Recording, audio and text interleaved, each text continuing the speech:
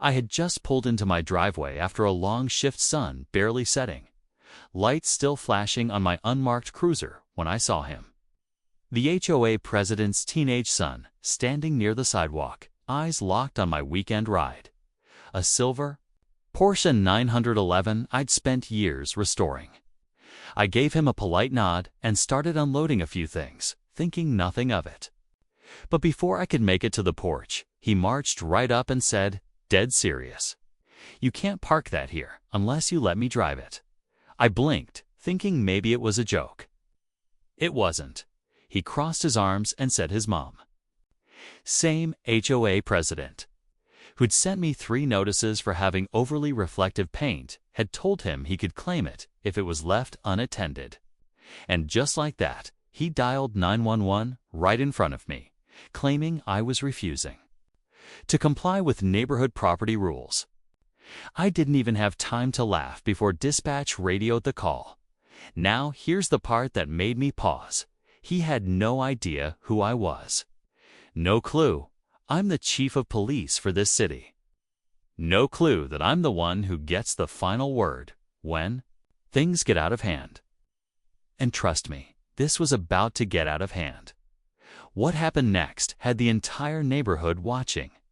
Because when the responding officer showed up and that kid realized who he just called the cops on, everything flipped fast. 2 patrol cars rolled up within 5 minutes, lights flashing, neighbors peeking through blinds like it was the Super Bowl. I stood there, arms crossed, watching the HOA president's son explain his version of events. To the first officer on scene, he refused to give me the keys, the kid said, pointing at my Porsche 911 like it was some kind of neighborhood timeshare. That car's parked illegally. It's mine now. The officer glanced at me. Then, back at the kid, clearly confused. I hadn't said a word yet, just watched. That's when the second officer stepped out of his cruiser and did a double take. "Chief?" he asked, walking over. The kid's face dropped instantly. His expression twisted from smug to panic in about 2 seconds flat. The first officer turned toward me, still not piecing it together. "Chief of police," I said casually, showing my badge and ID like it was just another day. The HOA president came jogging down the sidewalk moments later. Trying to do damage control? She was flustered, but still kept that fake authority tone, claiming I'd parked inappropriately, and her son was only trying to enforce community policy. But here's the thing, my car was parked in my driveway, on my property, and I'd followed every single parking rule in the HOA handbook. What no one realized yet was this wasn't just a kid being entitled. There was more going on. Here's something deeper. And what came next had nothing to do with the car at all.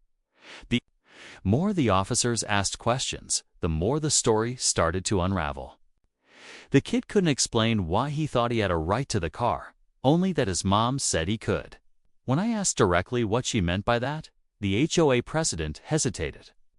"We've had complaints about flashy vehicles," she said, avoiding eye contact. "They don't fit the aesthetic of the neighborhood." That's when it clicked. This wasn't just about the Porsche 911. It was personal ever since I moved in.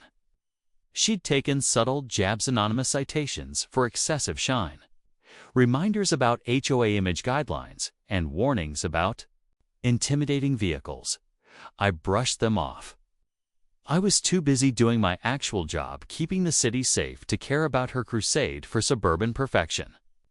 But now her son had crossed a line by involving the police over something he didn't understand. One of the officers pulled me aside. "Chief, there's more," he said quietly. "Dispatch just flagged something.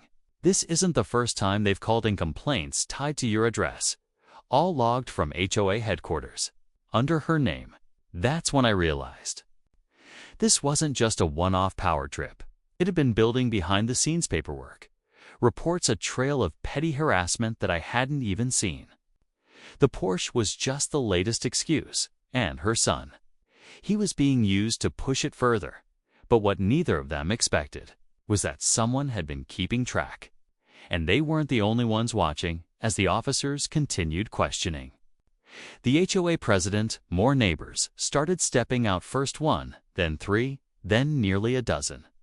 It was like the whole block had been waiting for someone to finally say something.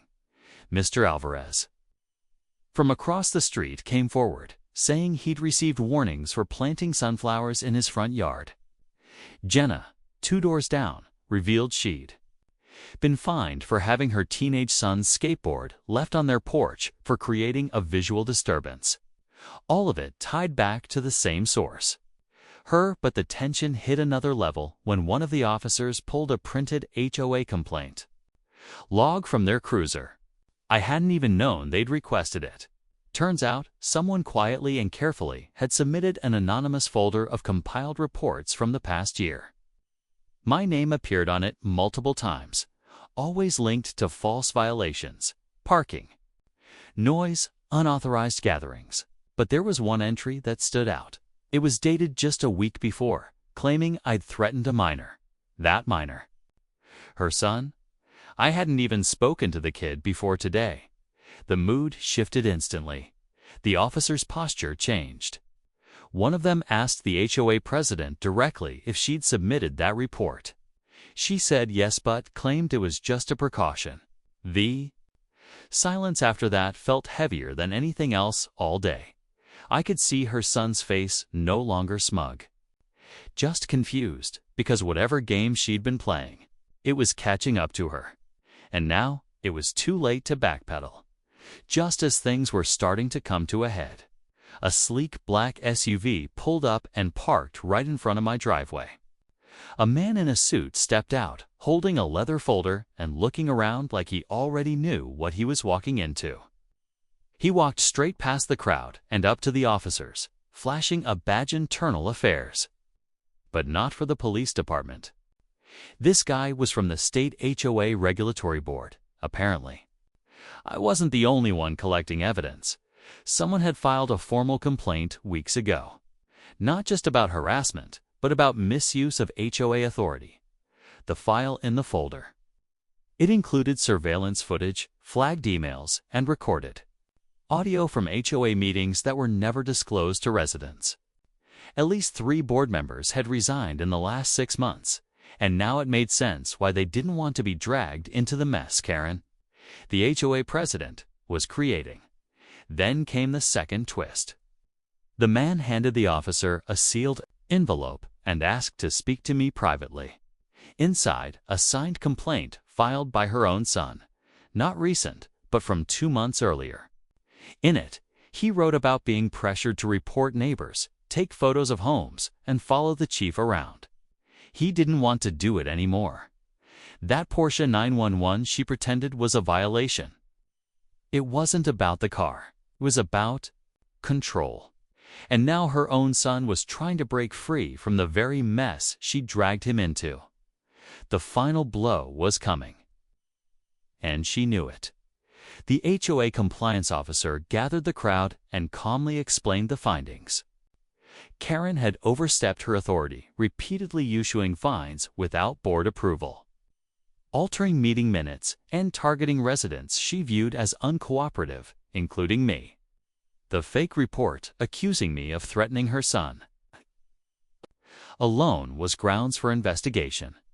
But what sealed it was her own son's written statement. When she realized what was happening, she tried to spin it, said it was all a misunderstanding, that her son was confused and easily influenced. But the kid finally spoke up, loud enough for the entire neighborhood to hear. "I'm tired of lying for you," he said, voice shaking but firm. "You made me follow people, take pictures, even write down their license plates. I don't want to do it anymore." Everyone froze. It was the first time he'd ever stood up to her in public. Her face went blank. No words, no defense, just silence. The officers quietly asked her to step aside while they finished their documentation. She wasn't arrested, but the look on her face said everything. Her power in the neighborhood was over. Just as people started to disperse, the HOA officer turned to me with one last note. The Porsche 911. It had been anonymously reported for months as a nuisance vehicle, but thanks to the investigation, it was now officially exempt declared a protected asset under the state's first responder appreciation policy. The unexpected twist. It was her own son who filed that exemption request. 3 days before this all happened, in the days that followed, the neighborhood took a deep breath. The HOA board held an emergency vote and removed Karen from her position. No shouting, no drama, just signatures and relief. Her son moved in with his aunt a few streets over, and from what I heard, he started volunteering with a local youth group, looking for a fresh start. Turns out, all he ever wanted was to stop being used and start being heard. I respected that. The Porsche 911 sat clean and quiet in my driveway. No more warning slips on the windshield, no mysterious photos being snapped. Neighbors who once stayed out of HOA business began stepping up, forming a new board with actual transparency. Jenna, Mr. Alvarez, and a few others even started a monthly community meetup. No agendas, just food and conversation. Honestly, it was the first time in a long while the neighborhood felt like an actual community again. As for me, I kept doing my job. Just with a little more awareness of how power can be twisted when it's unchecked heaven in the most manicured suburbs.